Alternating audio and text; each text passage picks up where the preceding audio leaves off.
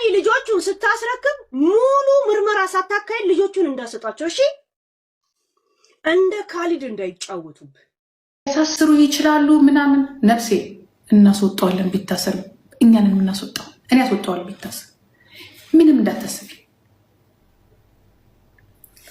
በእኛ ምክንያት የሆነ ነገር ቢደርስበት እኔ ያስወጣዋለሁ። ለማን ብዬ እንደው ታውቂያለሽ? ለፊሎና ለአዳምስል በፍጹም ለምስሽ እንነግርሻለን። ለሰከንድ አልኩሽ፣ ለሰከንድ ልጆቹ በእኛ ምክንያት አባታቸውን እንዲያጡ ሁለታችንም አንፈልግም። ከሰሞኑ የፋኑኤልና ሳምሪን ጉዳይ በተመለከተ ፋኑኤል ከባድ ማስጠንቀቂያዎች ሲደርሱት ነበር።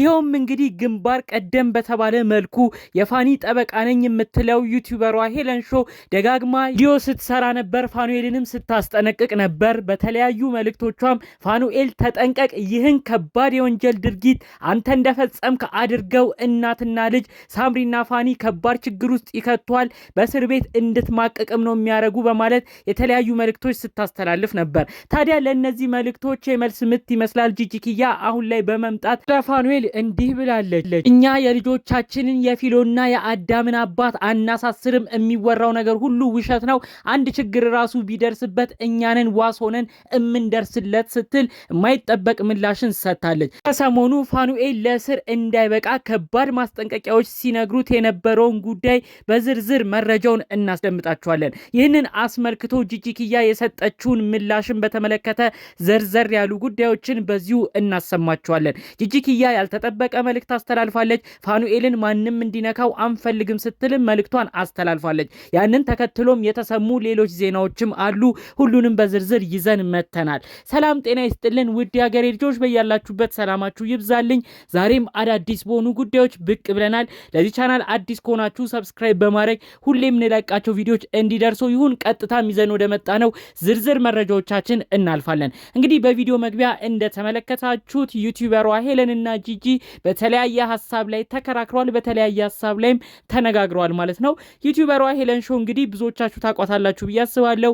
የፋኑኤል ቀኝ እጅ ነች። ብዙ ጊዜ ለፋኑኤል አለኝታ በመሆን ብዙ ጊዜ ከፋኑኤል ጎን በመሆን ብዙ ሀሳብ ስትሰጠው ነበር፣ ብዙም ስትደግፈው ተመልክተናል። ታዲያ ከሰሞኑ የፍርድ ቤት ሂደትን አስመልክቶ የፍርድ ቤት ውሳኔ ልጆቹን እንዲያስረክብ ከዛ በሆነ ቀን ልጆቹን እንዲያይም የፍርድ ቤት ውሳኔ ተወስኗል። እንንም አስመልክቶ ይመስላል እንግዲህ ዩቲዩበሯ ሄለን ልጆችን ፋኒ ለሳምሪ ስታስረክብ እባክህ ጥንቃቄ አድርግ፣ ከባድ ችግር ውስጥ እንዳትገባ በማለት ቮይስ መልእክት አስቀምጣለት ነበር። ይኸውም እንግዲህ ልጆቹን በሚያስረክብበት ጊዜ በጤና ባለሙያዎች አሳይቶ እንደሆነ በአይን እማኞችም ልጆቹ ጤነኛ መሆናቸውን አረጋግጦ ልጆቹን ለሳምሪና ለቤተሰቦቿ አሳልፎ እንዲሰጥ ነው እንግዲህ ዩቲዩበሯ ሄለን ስትመክረው የነበረው። ዩቲዩበሯ ሄለን እንግዲህ ይህንን ሀሳብ በሰፊው የተናገረችው ከዚህ በፊት በአሜሪካን ሀገር ያጋጠመን አንድ ክስተት በማንሳት ነበር።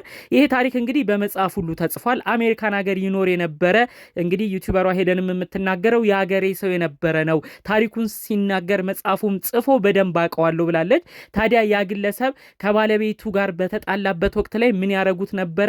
ባለቤቱና የባለቤቱ እናት አንድ ላይ ተመሳጥረው ሴት ልጃቸውን እንግዲህ በማይገባ ቦታ አነካክቷት የሆነ ነገር ተነካክታ የተገረዘች በማስመሰል በአሜሪካን ሀገር ሕግ እጅግ ምንም በማይፈቀድበት ሴት ልጅ ግርዛትም አጥብቆ በሚወገዝበት ሀገር ላይ እንግዲህ የባለቤቱ እናትና ባለቤቱ አንድ ላይ ተመካክረው እንግዲህ አባትየው ልጃችንን አስገርዞብናል በማለት የሕክምና ቦታ ወስደው በሕክምና ጥበብ በተሞላበት ልጅቷ እንድትነካካ በማድረግ እንግዲህ ማስረጃ ሁሉ አቅርበው አባትየው ምንም ባላጠፋበት መልኩ ልጁን አስገርዟል ብለው የሐሰት የተለያዩ ምስክሮችም አስጠርተው ልጅቷንም የሆነ ነገር አስነካክተው ፍርድ ቤት እንዲቆም አድርገው በተለያዩ ቦታዎች ላይ ወንጀል እንዲመሰረትበት በማድረግ ዘብጥያ ወይም እስር ቤት ውስጥ እንዲቆይ አድርገውታል። በመቀጠልም ያ ግለሰብ የእስር ቤት ቆይታውን አጠናቆ ሲጨርስ ወደ ሀገሩ ኢትዮጵያም እንዲመለስ ነው የተደረገው። ያ ክስተት ብዙዎችን ያነጋገረ ነበር። በተለያዩ ቦታም ይህ ግለሰብ ቃለመጠይቅ ሁሉ ሲያደርግ ነበር። ታዲያ ይህንንም አስመልክቶ ነው ሄለን ሾው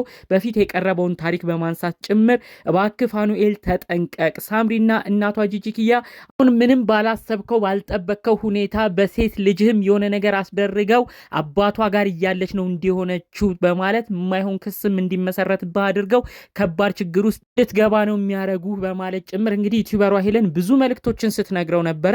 እንግዲህ ይሄንን ክስተት ሁሉ በቅርብ ከ3 ቀናት በነበረ ጉዳይ ራሱ ዩቲዩበሯ ሄለን እንደ አዲስ ፋኑኤልን ስታገኘው በሌላ ርዕስ ላይ ካወራችሁ በኋላ ልጆችን አስረከብኩኝ ብላ ጠይቀው ነበር። ልጆቹን እንዳስረከበም እሱ ገልጾ ተናግሮ ነበር።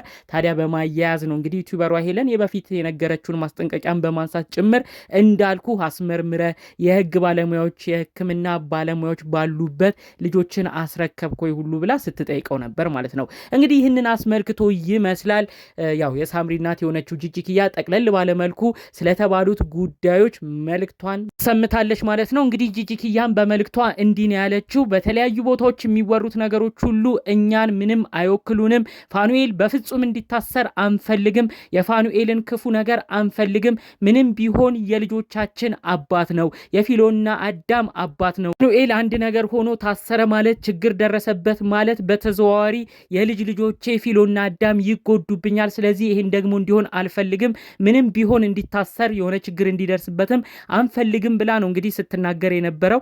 በሆነ በሌላ አጋጣሚ እንኳን ቢታሰር የሆነ ችግር እንኳን ቢደርስበት እኛ ዋስ ሆነን ሁሉ ልናስወጣው እንችላለን ስትል ነው እንግዲህ ጂጂኪያ ያልተጠበቀ ንግግር መልእክቷን ያስተላለፈችው።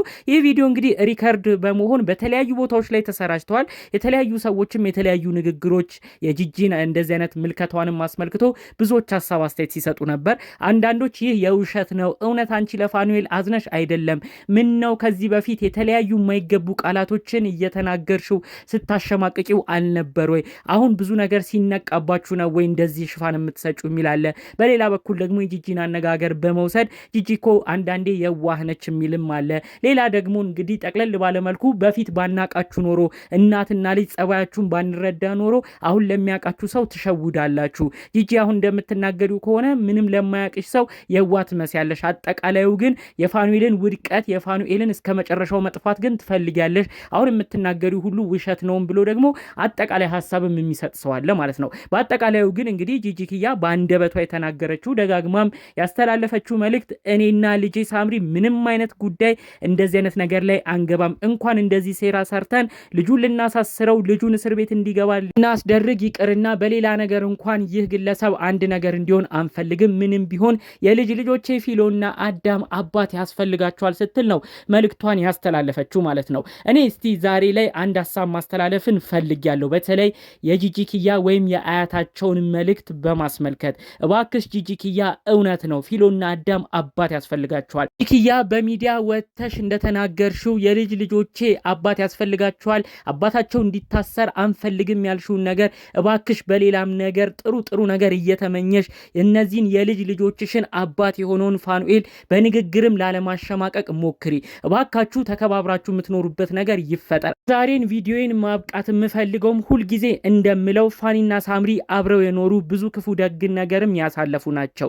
ቢቻል አብረው ሆነው ለልጆቻቸው አንድ ላይ ልጆቻቸውን ቢያሳድጉ አንድ ላይ ቢሰሩ ደስ ይለናል። ካልሆነም ግን ተከባብረው የሚኖሩበት ነገር እንዲፈጠር እባካችሁ ሁሉም ሰው በእነሱ ዙሪያ ያለ ተከባብረው ልጆቹ የሚኖሩበት ነገር እንዲፈጠር ቢያደርግና አንዱ ለአንዱ አጓጉል ነገር እየተመላለሱ በመጥፎ ነገር ባንመለከታቸው የሚለውን መልእክት ዛሬ ላይ ማስተላለፍ ፈልጌያለሁ። በሌሎች ቪዲዮዎች እስክንገናኝ ለዛሬ ዘኔ የመጣነው መረጃ ይህን ይመስል ነበር። ሰላሙን ሁሉ ተመኘሁላችሁ። ሰላም